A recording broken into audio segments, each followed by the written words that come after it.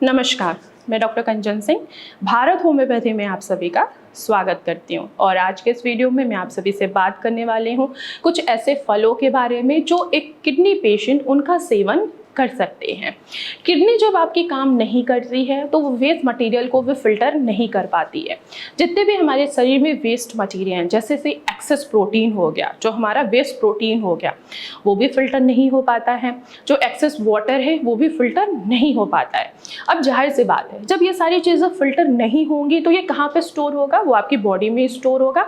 फिर आपकी बॉडी कुछ सिम्टम्स देना स्टार्ट करती है, जैसे कि यूरिन में झाग बनना, जिसे प्रोटीन यूरिया कहा जाता है, या नोजिया होना, वॉमिटिंग होना, पैरों में स्वेलिंग दिखाई देना, फेस पे भी स्वेलिंग दिखाई देना।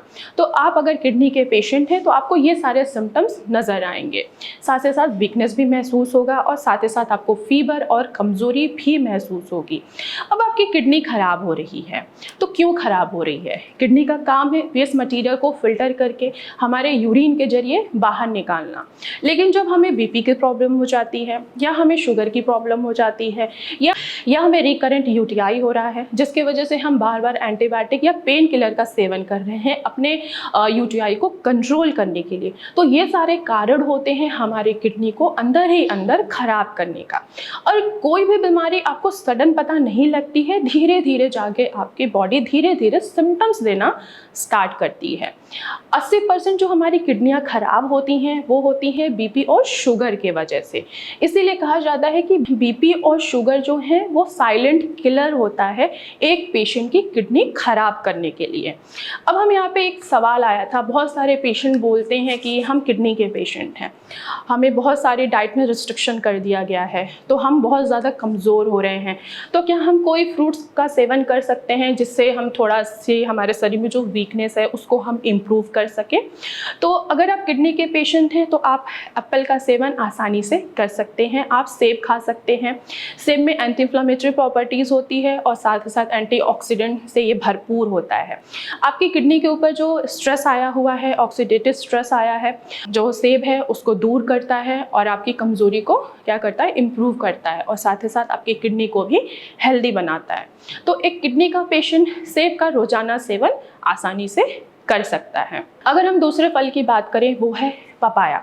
पपाया में पैपीन पाया जाता है जो आपके पाचन तंत्र को नियंत्रित करता है, उसको हेल्दी बनाता है, जिससे आपको कब्ज़ की समस्या ना बने।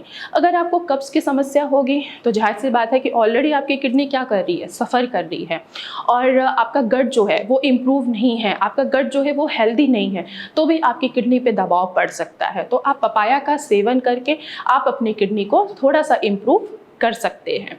इसके अलावा आप जामुन का भी सेवन कर सकते हैं। जामुन भी आपके डाइजेशन को इम्प्रूव करेगा और आपकी किडनी को हेल्दी बनाएगा। इसके अलावा आप अमरूद का भी सेवन आसानी से कर सकते हैं अगर आप किडनी के पेशेंट हैं। ये स्पेशली उन पेशेंट के लिए है जो डायबिटिक हैं। डायबिटिक पेशेंट जामुन और अमरूद का सेवन आसानी से कर सकते हैं।